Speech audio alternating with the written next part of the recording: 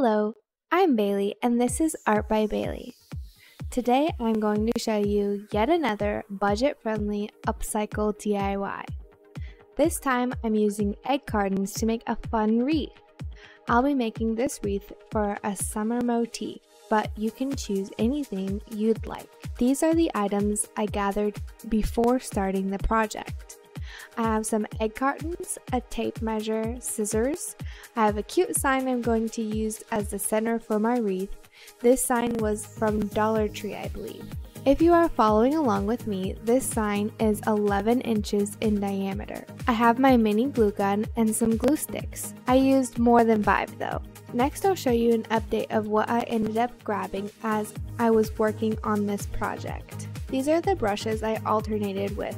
I would clean one and then use another and so on. I used this folding utility knife for cutting the cardboard, some washi tape for finishing the edge of the cardboard, but masking tape would have worked better most likely. In total, I used 3 12-count egg cartons and 5 18-count egg cartons. The paints I used were Artney Rose Pale, Acrology Scarlet, Crafter's Square Orange, Acrology Orange, Artisanu P4 Yellow, Acrology Yellow, Apple Barrel Limeade, Apple Barrel Kelly Green, Apple Barrel Laguna, Acrology Sky Blue, Acrology Lavender, Acrology Violet. I also used this tool to poke a hole for some ribbon to hang the wreath. Any kind of pokey instrument would work. These are all affordable acrylic colors. This project was under $5 in materials used to make it. I used a cutting board to protect my table while cutting the cardboard and this massive bowl to trace the 18-inch circle. I cut the biggest continuous piece of cardboard I could out of an old box, big enough to make an 18-inch diameter circle with. To start, I traced the circle and cut it out with my knife.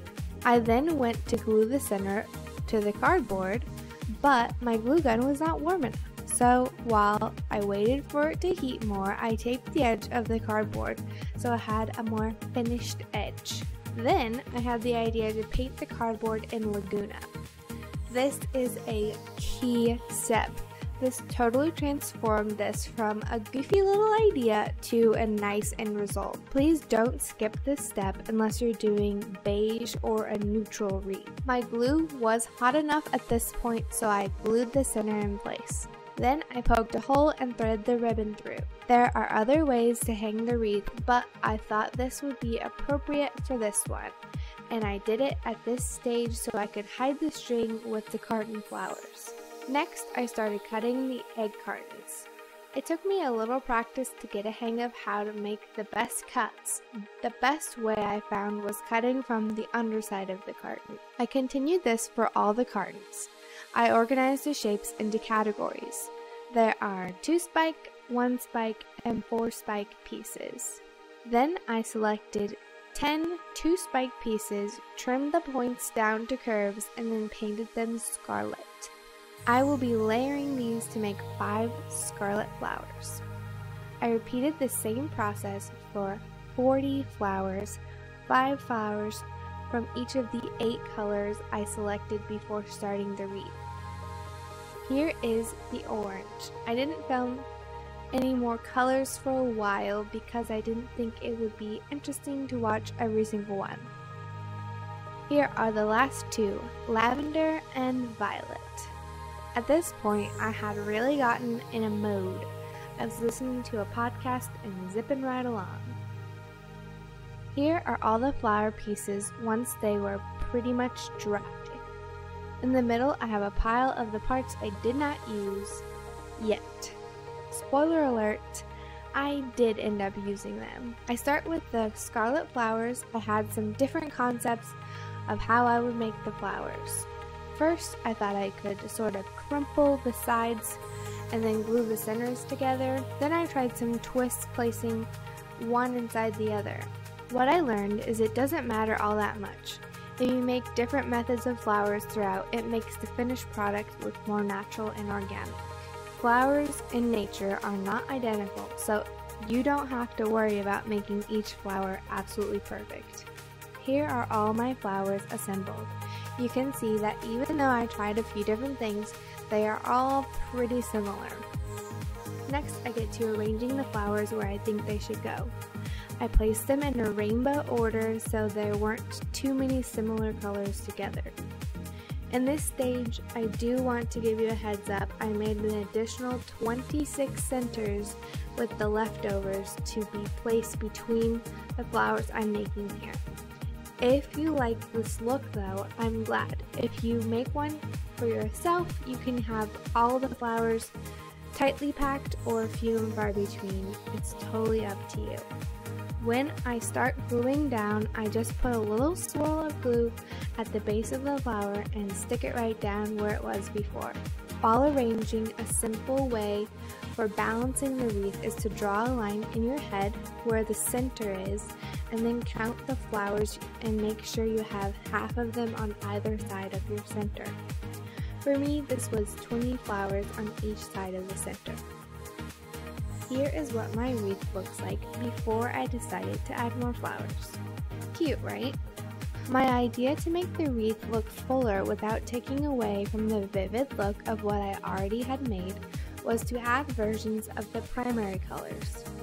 If you're unfamiliar, red, blue, and yellow are the primary colors, which means all colors are a mix of these colors. You cannot make red, blue, or yellow with other colors. The versions of primary colors I'm talking about are rose pink, bright yellow, and sky blue.